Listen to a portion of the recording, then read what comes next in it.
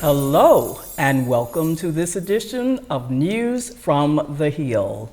Of course, on this program, we try to acquaint you with positive people, events, and organizations that are making a difference in the community and in many lives. I'm Elizabeth Sloan Ragland, and today we are going to talk to some very interesting people who are doing something very interesting in the community. And of course, I hope you like our hats because we are wearing them to talk about this organization. I don't know how they knew that I liked hats, but they brought me one. So thank you. You're welcome. Welcome. Welcome to the show. Now, please tell us who you are and a little bit about yourselves, and then we're going to talk about your organization. Well, my name is Willie Smith, AKA Cowboy Willie, and I consider myself the veteran of the group, and I've been a member of this group almost 2 years. And being around these young guns, I'm gonna have to go back to school because I found out I don't know much about horses I thought I did. So you're learning something every day. I am. All right then. My name is Debbie Williams. I'm the president of North Alabama Rider Saddle Club. All right. I am Michelle Williams. I am a junior member of North Alabama Rider Saddle Club, and I do barrel racing as a hobby, and I go to Hazel Green High School. Wonderful, because I was going to ask, is it just for adults or can you have young people involved? And you are a fine example to answer that question. Now let's get a little history of this organization. And you as the president, you're very involved and instrumental in making sure that things happen. I think you even have a stable. Yes, we have Williams Stable out in Hazel Green, Alabama, and anybody can join our group. We're open to age 5 and up, and if you have anyone can join. So I mean, it doesn't matter what age you are, and if you have an adult that would like to join, like as your mom or your father, that would do as well. And we work with all types of horses out there at Williams Stable, but we really worked on with North Alabama Rider Saddle Club. So anybody, and we doesn't have a certain color to do it. We have all different colors of shirts, so we're not just stuck on one color of shirt in any age. What inspired you to want to have, I guess, a horse and then a stable to go with the horse and all of these things, and now a club? Tell us what inspired you to do this. Well, I grew up on a farm in Calhoun County, like over 20 years ago. And so I always wanted to be involved with horses and people. So I enjoy being around horses and people. Okay, so you put it all together and you get the animals and you get the people and you get the excitement of what's going on. Yes, ma'am. All right. Now, tell us what inspired you to become a member of this organization. Well, what had happened, I had went into retirement, had been in retirement 10 years, and my wife grew up with Deborah. They lived on the same street. And she called the house one night and asked us to join. After I found out that it was her, her name had went out through the community. I was at an event one afternoon and Dr. Richard Shiver asked me, did I go to the birthday party? And I said, what birthday party? He said, Miss Williams having a birthday party and they're doing it on horseback. And I was so excited about what she was doing. See, me and my wife started this about 30 years ago, and there wasn't many African-American Indians. And when I saw she was doing what she was doing, and that was just, I'm living my dream through her. And when I got a chance to officially meet her, it was just amazing some of the stuff she's doing. So I immediately, I just took off like I wasn't even in retirement, and probably never retire from the horses again. So you were enjoying retirement and decided, I can enjoy it even more by becoming a part of this organization. That's right, doing something that I always loved. All right then. So when you all were children, were you involved with horses then or when you became adults? Children. I started as a child. Okay. I started as a child as well. I got a picture that I took with my cowboy boots on. I had a hat. I'm the first one that brought these hat turnbackers on your head. My father used to take me down to Princess Theater downtown, and we go in there and take pictures. I go in there and watch Western movies, and I love horses. I grew up around horses, grew up riding horses, been riding ever since I can remember. Well, I do share at least one thing, and that is I like the Western movies, the old movies. That's one of my favorite channels, so I just hit it and it comes up and I turn it on. Okay then. Well, let's talk to the young member of the organization because many people, of course, start off with something when you are an adult or you're retired, but others get an opportunity when they are young. And so let me ask you, what inspired you to join this organization? And tell us also, what is barrel racing for those who don't know? Okay. My mom, she was like, oh, we're going to get horses. So I was like, yay. Young, always wanted a horse. So I was like, I wanted a pony, but I didn't get a pony. I got a huge horse. You didn't get the pony, you got the horse. And barrel racing is mainly a three-leaf clover pattern. And you go around the barrels in a pattern. And the objective is to not knock the barrel over. If you have the lowest time, then you win. But if you knock over a barrel, it adds 5 seconds to your time. So it's a timed event, and you have to follow the pattern and hopefully not knock over any of the barrels. How long have you been doing barrel racing? Probably 2 years now. 2 years now, okay. Well, that is terrific. I think you mentioned that from the age of 5 up, that you work with young people. Is that right? Yes, ma'am. Okay. Now, if you bring the 5-year-old out and you want the 5-year-old to learn about horses and all of that, is there like, I guess, a course that you take them through, or do you have to have a parent who already knows about horses and owns a horse? How does it work with the 5-year-old up group? What we do when the 5-year-old come out to a North Alabama Rider Saddle Club, we teach them how to ride bareback for like 2 weeks. And that teaches you your balance on the horse. And once you do the bareback for like 2 weeks, we'll give you a saddle. You earn your saddle after 2 weeks. So once you get your saddle, we'll start from there, how to position yourself on the horse, how to hold on, the temperament of the horse.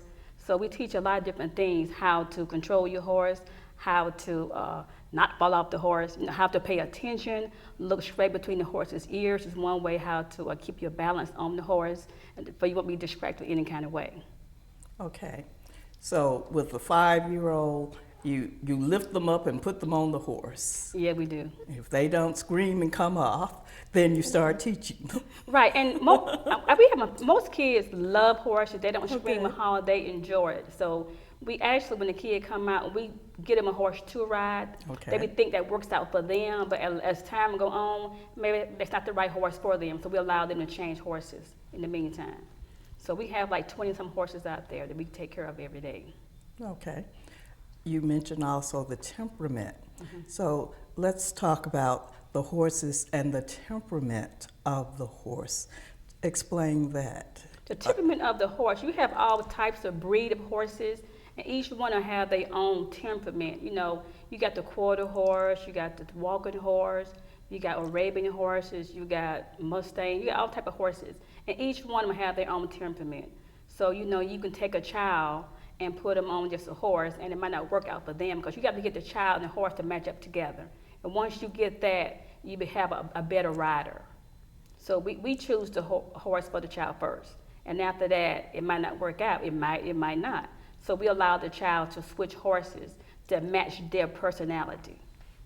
Okay. So the horse has a personality and it has to match up with the person's personality. Right, exactly. Okay. I mean, some people think, oh, it's just a beautiful horse. You can't go about how nice the horse looks, because that's not going to get it. Okay. And so you have to be familiar with that horse and what that horse likes to do, what the horse doesn't like to do, and those kinds of things. Right. Okay. Now, the different kinds of horses, we talked about the quarter horse and all the different ones, the walking horse.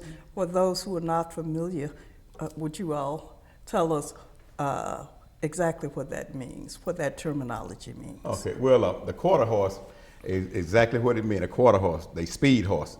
You got a quarter mile, they real fast in a quarter of a mile. Okay. And that's what they use them for. When she run barrel racing, Michelle, she used a quarter horse to do that. It's for speed. They real short and they cup it. They can turn real easy and they can just take off almost like lightning. Then you got the what I call the horse I love most of.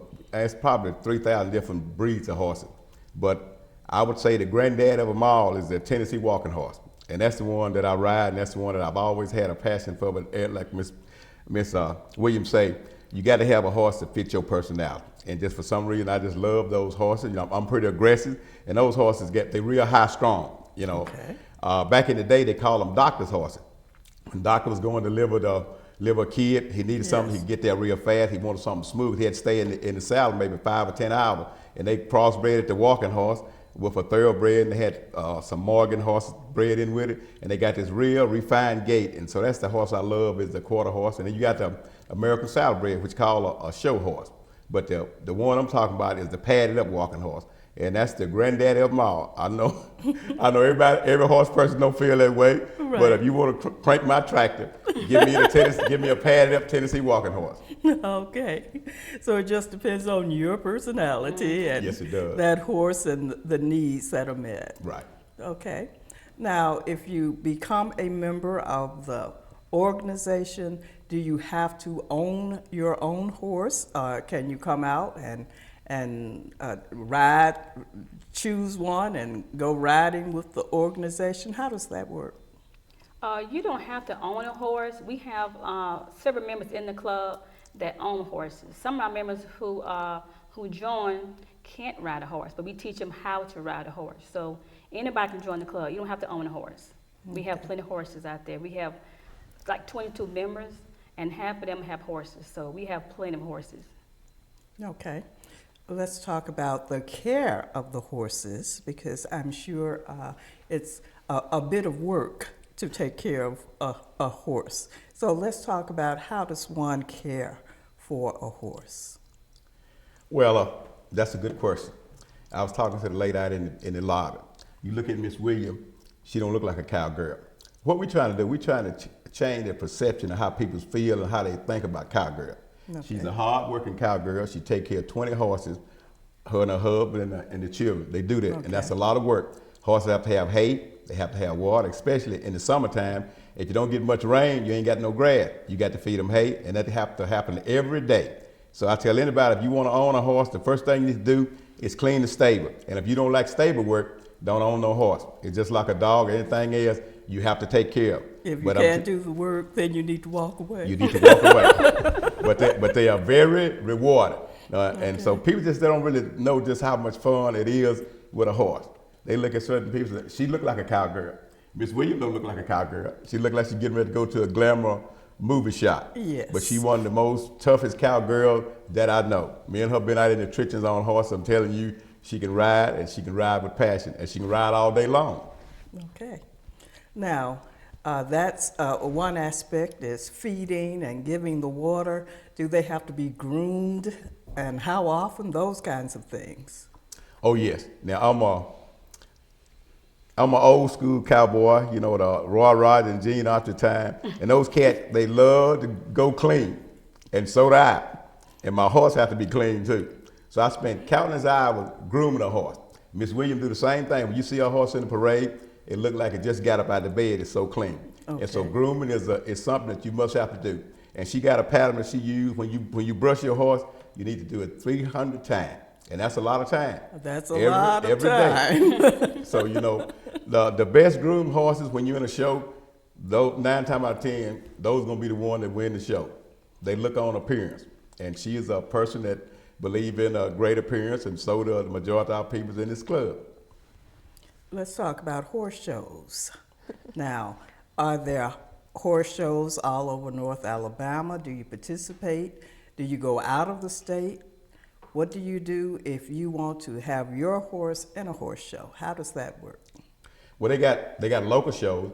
We have shows at Sharon Johnston Park, have at New Hope, Tennessee. That's the local show. Then you got your shows. You got the state shows down in Montgomery. And the walking horse shows, they usually here in the Tennessee area. They do those probably 6 months out of the year. And when you participate in so many shows, you qualify to go to the state. And the walking horse celebration is held in Shelbyville every year in September.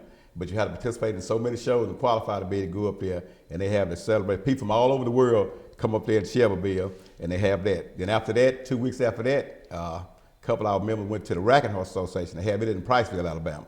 So if anybody want to just get some good family entertainment, go to one of those, especially, like I told you, the granddaddy of them all is the Walking Horse celebration. Then I think the Racking Horse will be next. And Shelbyville ain't about 50 miles up the road, and Priceville ain't but 20 miles. So take those in every September.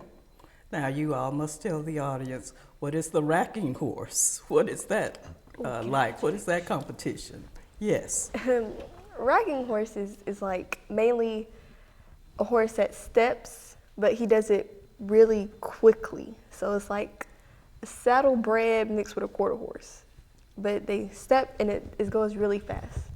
So that's the racking horse. Okay. And if you know horses, you can tell when you look at the horses whether they fall in one category or the other. You can. Like what Michelle said, I'm very impressed what that young gun just said. You know, I've been riding them racking horses all my life. The walking horse is exactly what they said it walks. But what they do, what a lot of people don't understand, I spent a lot of money trying to make my horse walk and didn't really know what I was doing. A walking horse walks from the back end. If you get behind a back end of a walking horse, they push the back end, they walk. The front end may be going fast, but the back end walks. A racking horse roll their feet like this right here. A walking horse reach. And when you get behind them, that's all they doing is just walking.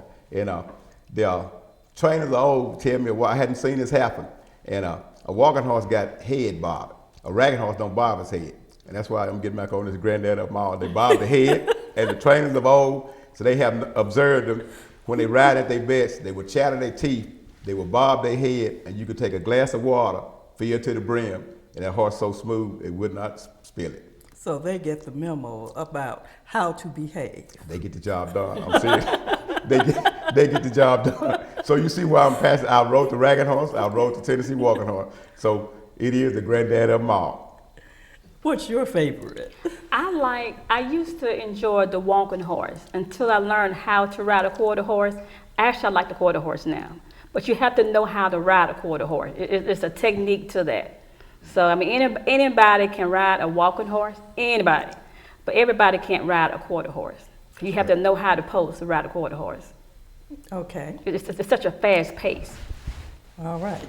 And you have competition, and you can go different places and show your horse off and hope that he or she wins something for you. Is that right? That's right. Okay, then. Now, let's go back to taking care of the horses. Now, one of the things I guess you have to know is how to saddle that horse. Is that right? That's Let's right. talk about that. How is that done? And do you have to work your way up to knowing how to saddle the horse? How does that work? Well, it's a technique to that. You know, you have all different types of saddles, and most people in this area ride a Western style. So, and most of the saddles are kind of heavy, you know, but you have to use a blanket first to put on the horse. And once you get the blanket, then you put the saddle on. So then there's a girth underneath the saddle. You have to connect the girth and the strap together to the saddle. And that holds the saddle on the horse. Now, the blanket is to protect the back of the horse? It's to protect the horse's back. Okay. All And right. if you don't put the blanket on, you can rub sores on the horse's back. So you need a nice blanket to fit the horse's the saddle. And especially if you have like a really heavy saddle, you really need a nice thick pad under there to protect that. Okay. And the weight makes a difference too. You know, most people, if you own a horse, they don't allow you to ride their horse if you weigh over 250 pounds. I have been riding horses out in different areas. They have a scale out there, and they're serious about their horse. And if you weigh over 250 pounds, they don't allow you to ride their horse. You know, I mean, you know, it might seem like rude, but it's for the protection of the horse. Well, so everybody learns something about Right. how it all works together. Man, woman, child, and horse, Right. it all has to work together. Right, and that's just the average horse. I mean, you can get some horses that's really, you know, weigh 16, 17 hands, you know, and those horses weigh maybe 1,200 plus pounds. You can get a horse maybe weigh like 1,500 pounds, you know, 16, 17 hands, and they'll be allowed to carry the weight of their back. You know, but horses, you have to protect the horse's back. I mean, the average horse, the oldest horse to ever live, I believe, is age 62 years old, you know. Okay. So we have some horses out there like 30 years old, and they're still doing fine. But at age 30, their back will start swaying some. So we just call them retirement horses. So we just use them for older riders. We use them for younger children, like kids like 5 years old. Yes. They're not going to kick. They're not going to throw you off of them. They're seasoned well. So we ask people, people ask me about buying a horse, I say you need to get your horse like at least 8 years old. Anything less than 8 years old have a lot of spunk to it. So if you're not an experienced rider, I recommend you don't get a horse less than 8 years old. Okay. So how does one know the age of the horse? Do you just count on the person that you're talking to tell you, okay, this is an 8-year-old, this is a 10-year-old, or you should know something about how to tell the age? Well, you can, according to the vet, you can tell the horse by the teeth, the age of the horse. And also, there are paperwork on the horse. A lot of times you go buy a horse, they'll give you some vaccination on the horse. The horse been to the vet, and they say, okay, this horse was born in 99. So they tell you, their paperwork tell you the breed of horse it is. They tell you the grandfather, the mom of the horse, who the horse was all bred with. They go way back into history with their horses. Some horses are very expensive. So they can tell you the age of the horse. So it's just like dogs, those people who are shopping around for dogs, they want to see the paperwork. Right, exactly. And so there's paperwork for There's the paperwork. horse. Okay. We talked about the weight and the cutoff for the weight. There are people who are different heights. So how does one determine, if you are a very tall person, how do you determine this is the horse that will work for me? Well, what you do, you got a horse that starts off at probably 13 hand, 54 inches. Anything under 54 inches is considered a pony. Horses start over 54 inches. And how you measure a horse, you measure them by hand. Back in the old days, Dutch hand this way was almost 4 inches. That's how they measure their horses. They start at the hoof all the way to the wheel, up to the neck part, and they measure the horse. If you got a person, I say, with 6 feet, 6'2", he need a 16-hand horse. And they got tape measure where you can measure them there. And that way you won't look like you're out of place when you're on a horse. Because some people be riding ponies would need to be on a horse. But they got horses for all ages. And like Miss Williams was saying, the bigger horses is the Clydesdale, the Percheron, and the, can't think of the other big. But anyway, those big horses, they go anywhere from 16 to 18 hand. Now me, I probably need a 15 2-hand, but for some reason, for ego, I want a 16-hand horse. Okay. She and her, and I was riding in a parade one time, and we had to stop for some reason, and I had this horse down in a valley, and I got up on him. We stopped. Well, I couldn't get back up on the horse. Okay. But I have to have That's important. I have to have a 16-hand horse. So really, I should be riding. Technically, I should be riding a 15-2 horse. You want something comfortable to you, but sometimes people just want something. I just like a big horse. I just love a big horse. The only thing a little horse can tell me is which way a big horse went. Well, let's go to the other end of the table. Now, you said you were expecting, I guess, a pony or something, but you ride I guess a regular size horse. Is that right? Yes, ma'am. Okay. Now, tell us, with your size and your weight, how difficult or how easy, once you know what you're doing, how easy is it to saddle that horse and ride that horse, because you know what you're doing, right? Yes, ma'am. It's not really much complicated to it. You give yourself a couple weeks, to get yourself, have confidence, to build your confidence. Oh, I got this. Okay. So you just go by your confidence level. Okay, then. So you're not intimidated by the horse and how tall the horse is once you have confidence and understand what you're doing. Right. And that's like with everything else in life, is that right? That's right. All right, then. Now, you all have a very special event that's up and coming. Tell us about that event. Well, that event is called the North Alabama Rider Saddle Club Second Annual Horse Show and Parade. And they're going to be on June the 13th at Sharon Johnston Park, starting at 6 p.m. Gates open at 4 p.m. at 4:30. But Friday night, that Friday night, we got cowboys from all over the country coming in, and we're gonna be at Williams Stable. We're gonna feed our guests coming in, and then Saturday morning we're gonna get up early, 8 o'clock, and meet at Newmarket School, and that's when the parade gonna start. Now I've lived in Newmarket, probably 19 years. I've been out of Newmarket quite a while now. I was born and raised in Newmarket. You will never in your life see as many horses in Newmarket this June the 13th as you will ever see anymore. I mean, we're gonna bring it like we've never been brought before. We did it last year, and we rode downtown Newmarket all through the community. We got about a 3-hour ride, and once we finish that ride, we come into Sharon Johnston Park probably about 11 or 12 o'clock. We'll be there all day. If anybody that had never ridden a horse before, they can come, and we can get them in the ring, try to let them ride some. And we're gonna have the children is very special to us. We got ponies. We're gonna have bring our pony ring so we can do ponies ride all day long. The show will probably last about 3 hours. We're gonna do that. And we got the amazing cow train. Somebody said, Willie, what is a cow train? A cow train is something you would, it's not something you would see at a horse farm. Okay. It's something you would see at a fair. It's a little train, it's a caboose. It got cow head painted on it, and it's pulled by a tractor. It can take 6 people, so we're gonna be riding that, and I mean it's gonna be something to see. And I got my stick horses out in the car. I forgot all about my stick horses. We got stick horses that we're gonna let the kids ride. We also got stick horses that the duck can ride. And we got I got one out in the car. That might be my speed. Got one in the car that I called Saturday. I was gonna bring in and forgot about it. And what we're gonna do the water class. I talked about the ride on the Tennessee walking horse holding the glass. Well, this class is gonna be for adults and children. Cause the one that can hold the most water in the class, you got a 3-gated class. In a Western pleasure class, you tell your horses to walk, trot, and run. When the adult get the cup of water, they're gonna walk, trot, and run. In the run, who got the most water gonna win a blue ribbon, red. We got blue ribbon, red, and white. And first, second, third place. In some classes, we got medallion with us. It's gonna be really nice. We're looking forward to it. We'll put a lot of work into this, and we're looking very forward to this.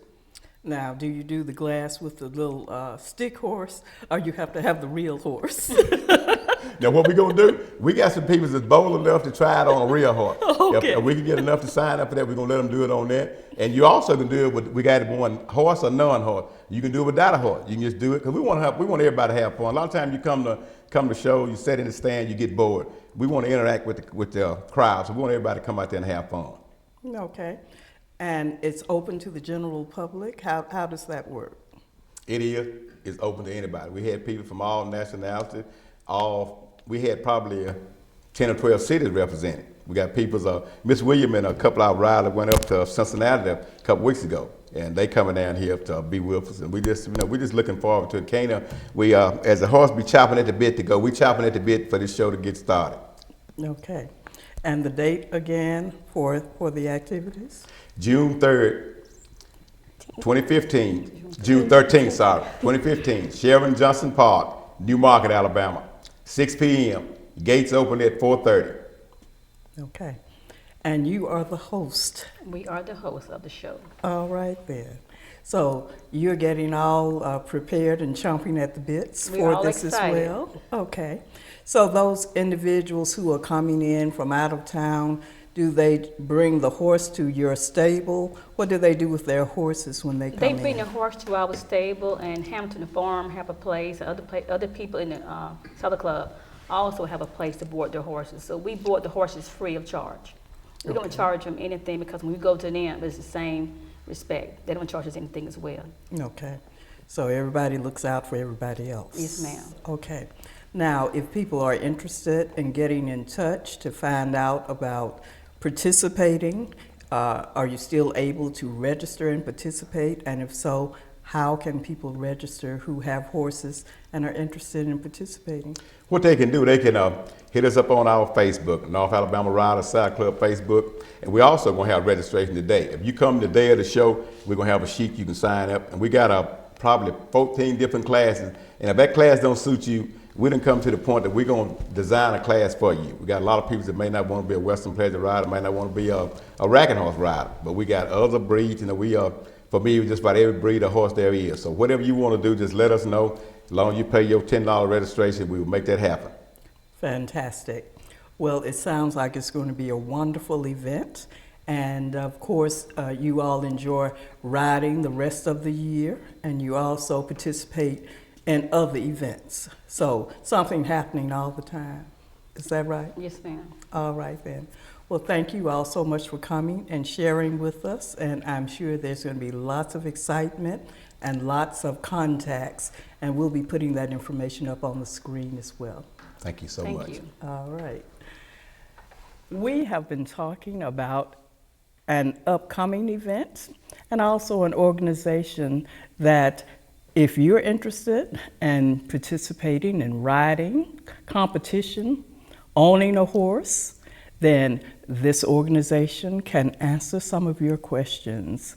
I'm Elizabeth Sloan Ragland. This, of course, is News from the Hill, and we want to thank you so much for watching News from the Hill.